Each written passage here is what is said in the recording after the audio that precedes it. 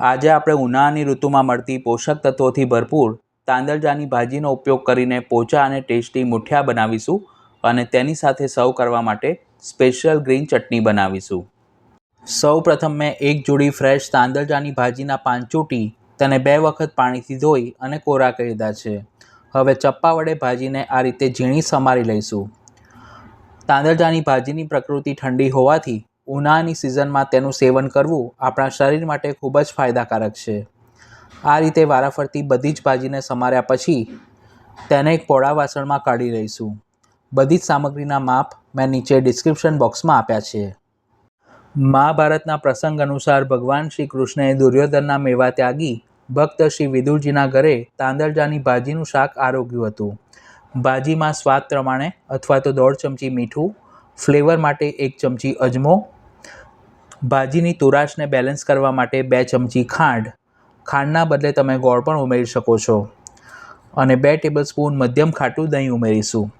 તેની સાથે તીખાશ માટે 2 ટેબલસ્પૂન આદુ મરચાંની પેસ્ટ અને મુઠિયાને સરસ સોફ્ટ બનાવવા માટે તેમાં 1/4 ટીસ્પૂન ખાવાના સોડા અને મોણ માટે 3 ટેબલસ્પૂન તેલ ઉમેરીશું। પછી હાથ વડે બધા જ મસાલાને ભાજીની સાથે ચોળીને મિક્સ કરીશું। અત્યારે આપણે ગ્રીન મુઠિયા બનાવી રહ્યા છે, એટલે લોટ બાંધતી વખતે તેમાં લાલ મરચું, હળદર કે ધાણા જીરુંનો ઉપયોગ બિલકુલ નહીં કરીએ। આ રીતે ભાજીમાં મસાલા મિક્સ થશે એટલે ભાજીમાં જે રસ રહેલો હશે તે ધીમે ધીમે બધો છૂટો પડશે। પછી તેમાં મેઝરિંગ કપના માપ પ્રમાણે અડધો કપ ઘઉંનો જાડો લોટ અને 2 કપ ઘઉંનો ઝીણો લોટ એટલે કે રોટલીનો લોટ ઉમેરીશું। જો તમારી પાસે ઘઉંનો જાડો લોટ ન હોય તો તમે રવો અથવા તો હાંડવાનો લોટ પણ ઉમેરી શકો છો। હવે લોટને ભાજી અને મસાલાની સાથે સરખી રીતે મિક્સ કરી અને સોફ્ટ લોટ બાંધીને તૈયાર કરીશું। દૂધીના મુઠિયા બનાવતી વખતે દૂધીમાં જે રસ રહેલો હોય છે તેનાથી જ લોટ સરસ બંધાઈ જાય છે, પરંતુ ભાજીમાં એટલું મોઇશ્ચર નથી હોતું, એટલે લોટ બાંધતી વખતે આપણે તેમાં જરૂર મુજબ પાણી ઉમેરવું પડશે। અત્યારે મને મોણ થોડું ઓછું લાગે છે એટલે 2 ટેબલસ્પૂન જેટલું મોણ ફરીથી ઉમેર્યું છે। મુઠિયાને જો તમારે સોફ્ટ અને ખાતી વખતે ગળે ન બાજે તેવા બનાવવા હોય તો લોટ બાંધતી વખતે અને વઘાર કરતી વખતે તેલ થોડું સરખું લેવું।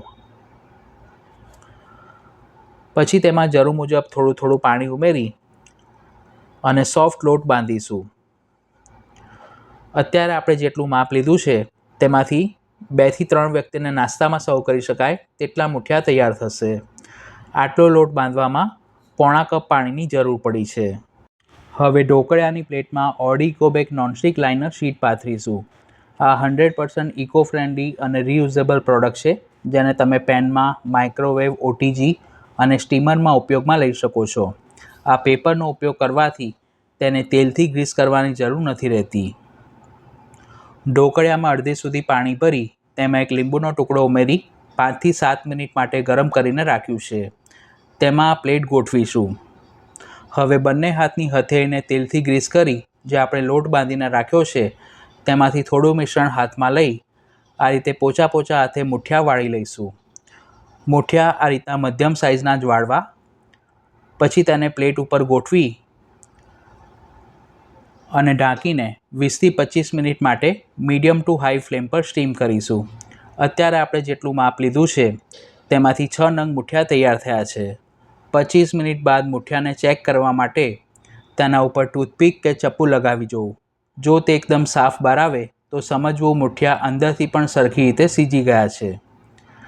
નોનસ્ટિક લાઇનર શીટ ઉપર મુઠિયા બિલકુલ પણ ચોંટ્યા નથી। ગેસ બંધ કર્યા પછી તેમાં જે વધારાની વરાળ છે તે બધી નીકળી જાય ત્યારબાદ તેના ઉપર કોઈ કોટન દુપટ્ટો અથવા તો કપડું ઢાંકી મિનિમમ 15 થી 20 મિનિટ માટે મૂકી રાખવું, જેથી મુઠિયા સરખી રીતે ઠંડા થઈ જશે। મુઠિયા ઠરે ત્યાં સુધી તેની સાથે સર્વ કરવા માટે એક ગ્રીન ચટણી બનાવી લઈએ। ચટણી બનાવવા માટે મેં 1 કપ કોમળી દાંડી સહિત સમારેલી કોથમીર, ફ્લેવર માટે 10 થી 12 ફ્રેશ ફુદીનાના પાન, 2 મધ્યમ તીખા સમારેલા લીલા મરચાં, 1 ઇંચ છોલીને સમારેલું આદું અને 1 ટેબલસ્પૂન દાળિયા લીધા છે। દાળિયા ઉમેરવાથી ચટણી સરસ ઘટ બનશે। દાળિયાના બદલે તમે શિંગદાણા, નાયલોન સેવ અથવા તો બેસનના ગાંઠિયા પણ લઈ શકો છો। આ બધી જ સામગ્રીને એક મોટા મિક્સર જારમાં કાઢી લઈશું। આ રીતે બનાવેલી ખાટી મીઠી ગ્રીન ચટણી તમે કોઈપણ પ્રકારના ફરસાણ કે ગરમ નાસ્તા સાથે સર્વ કરી શકો છો. આ સિવાય પણ બીજી ઘણી બધી પ્રકારની ચટણી મેં ચેનલ પર પોસ્ટ કરી છે, જેના પ્લેલિસ્ટની લિંક ઉપર આઈ બટન પર અને ડિસ્ક્રિપ્શન બોક્સમાં આપી છે. તેમાં મસાલામાં અડધી ચમચી જીરું, સ્વાદ પ્રમાણે મીઠું, ચપટી હિંગ અને ચપટી જેટલા લીંબુના ફૂલ ઉમેરીશું.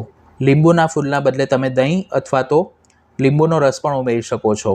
ગળપણ માટે 2 ચમચી ખાંડ ઉમેરીશું અને ચટણીનો રંગ લાંબા સમય સુધી ગ્રીન રહે તેના માટે 3 બરફના ટુકડા અને જરૂર મુજબ ઠંડુ પાણી ઉમેરી તેને સરખી રીતે ગ્રાઇન્ડ કરી લઈશું.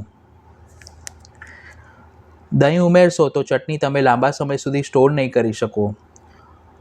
આ રીતની એકદમ ઘટ અને ટેસ્ટી ખાટી મીઠી ગ્રીન ચટણી બનીને તૈયાર છે. તેને સર્વિંગ બાઉલમાં કાઢી લઈશું. સ્ટીમ કરેલા મુઠિયા રૂમ ટેમ્પરેચર પર ઠંડા થાય એટલે ચપ્પા વડે તેના એક સરખા ગોળ પીસ કરીશું. જે લોકો ઓછું તેલ ખાવાનું પસંદ કરતા હોય તેઓ સ્ટીમ કરેલા ગરમ મુઠિયાને ચટણી કે કેચઅપ સાથે ખાઈ શકે છે. મુઠિયા ગરમ હશે અને તમે તેને સમારવા જશો તો તેનો ભૂકો થઈ જશે, એટલે ઠંડા થાય પછી જ તેને સમારવા. મુઠિયાને વઘારવા માટે એક પેનમાં 2 ટેબલસ્પૂન તેલ ગરમ કરી તેમાં અડધી ચમચી ઝીણી રાઈ ઉમેરીશું અને રાઈ સરસ તેલમાં ફૂટવા લાગે એટલે 2 નંગ સૂકા લાલ મરચાં, ફ્લેવર માટે 4 થી 5 મીઠા લીમડાના પાન અને 1/4 ટીસ્પૂન જેટલી હિંગ ઉમેરીશું અને મીઠો લીમડો થોડો ક્રિસ્પી થાય ત્યાં સુધી તેને સાંતળી લઈશું. પછી તેમાં 2 ટેબલસ્પૂન સફેદ તલ ઉમેરી તલ ફૂટે એટલે તરત જ તેમાં સમારેલા મુઠિયા ઉમેરી વઘારની સાથે મિક્સ કરી 2 થી 3 મિનિટ માટે સ્લો ટુ મીડિયમ ફ્લેમ પર કૂક કરીશું, જેથી મુઠિયા બહારથી થોડા શેકાશે અને ક્રિસ્પી થશે.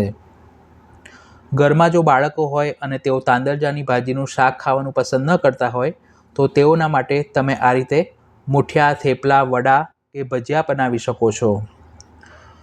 છેલ્લે તેમાં ખટાશ માટે એક મોટા લીંબુનો રસ ઉમેરીશું. મુઠિયામાં ખટાશ અને ગળપણ બંને થોડું ચડિયાતું હોય તો જ ખાવાની મજા આવે છે.